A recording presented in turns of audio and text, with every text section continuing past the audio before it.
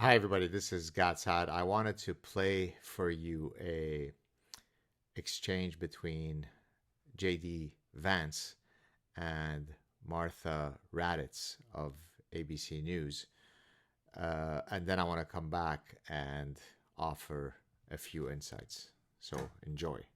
But I want to, we played some other comments about migrants, including in Aurora, in Colorado, where Trump said the city had been invaded and conquered by Venezuelan gangs. The Republican mayor of the city said flatly the city and state have not been taken over or invaded or occupied by migrant gangs. So do you support Donald Trump making those claims that the Republican mayor says were grossly exaggerated and have hurt the city's identity and sense of safety? I understand what you're saying, that some people left behind, but he's making these statements that the mayor is flat out disputing. Well, Martha, you just said the mayor said they were exaggerated. Grossly exaggerated.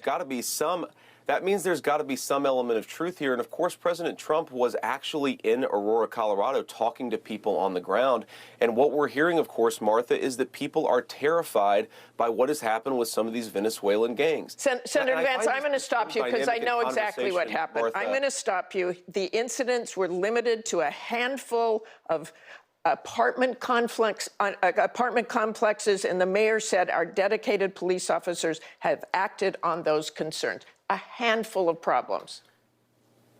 Only, Martha, do you hear yourself? Only a handful of apartment complexes in America were taken over by Venezuelan gangs, and Donald Trump is the problem and not Kamala Harris's open border. Americans are so fed up with what's going on, and they have every right to be. And I really find this exchange, Martha, sort of interesting because you seem to be more focused with nitpicking everything that Donald Trump has said rather than acknowledging that apartment complexes in the United States of America are being taken over by violent gangs. I worry so much more about that problem than anything else here. We've got to get American communities in a safe space again. So, did you enjoy that? It's just a few apartment complexes. Why are you saying that it's a problem? That's just like saying, the serial killer in question, you're making him out to be some sort of bad guy, whereas in reality, he's only killed 4 people. You're talking about this serial rapist as though he's like a bad person. You know that guy's only committed 6 serial rapes. It's not an epidemic that he's engaged in throughout his life. As a matter of fact, for most days of his life, he wasn't raping. Now, why is this happening? Because as I've explained in many places, including in several of my books, people have an uncanny ability to discount any information that is contrary to their anchored positions. So in this case, it doesn't matter if you show the actual footage that should be horrifying to anybody, right? A bunch of illegal gang members that have taken over. If they took over one apartment, it would be a devastating reality. But it was just only a few blocks, only a few apartments, only a few buildings. So the real problem here is that Donald Trump was being hyperbolic and he maybe exaggerated. That's the real problem.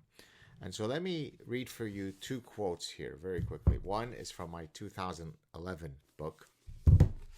This is the epigraph of the last chapter, chapter 11. This is a quote by J.B.S. Haldane, who's an evolutionary geneticist.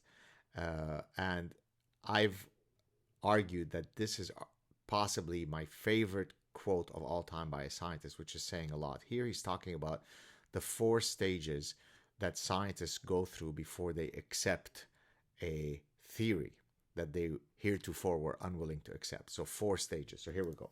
So I suppose the process of acceptance will pass through the usual 4 stages. 1, this is worthless nonsense. 2, this is an interesting but perverse point of view. 3, this is true but quite unimportant. 4, I always said so, right? So there is no such thing as migrant gangs taking over. Well, sure, there is migrant gangs, but it's really a largely unimportant problem, right? So you erect ever weakening forms of cognitive defenses until finally the evidentiary threshold is so surpassed that you say, yeah, sure, okay, I always said so. As a matter of fact, Kamala Harris is the really champion of closing the borders. So that's one. So remember this from JBS Haldane. Now let me read you a second quote. This is from The Parasitic Mind. And I've read this quote before for you, but it's worth repeating. It's from page 142, the second to last chapter, where I talk about how to seek truth.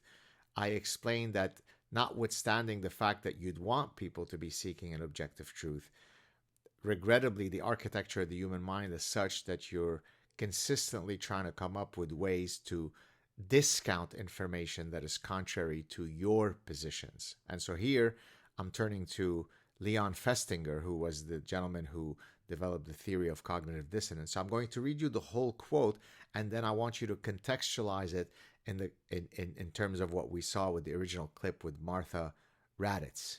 Okay, so this is from Leon Festinger. This is from page 142 of my book, The Parasitic Mind. A man with a conviction is a hard man to change. Tell him you disagree and he turns away. Show him facts or figures and he questions your sources. Appeal to logic and he fails to see your point. We have all experienced the futility of trying to change a strong conviction, especially if the convinced person has some investment in his belief. We are familiar with the variety of ingenious defenses with which people protect their convictions, managing to keep them unscathed through the most devastating attacks. So you see seeing the footage, the actual recorded footage of what was happening on October 7th, it's not really true. It's really Zionists who did that. It's the IDF who did that. It's not really true that there were gang rapes. It's not really true that it was 40 kids dead. As a matter of fact, it's only 36 dead. Actually, there are no dead children. So you come up with never-ending defenses that go contrary to your own lying eyes. All right, let's keep going.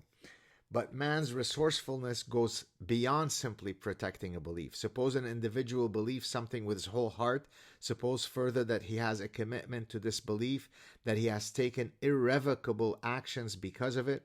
Finally, suppose that he is presented with evidence, unequivocal and undeniable evidence, like footage, that his belief is wrong. What will happen?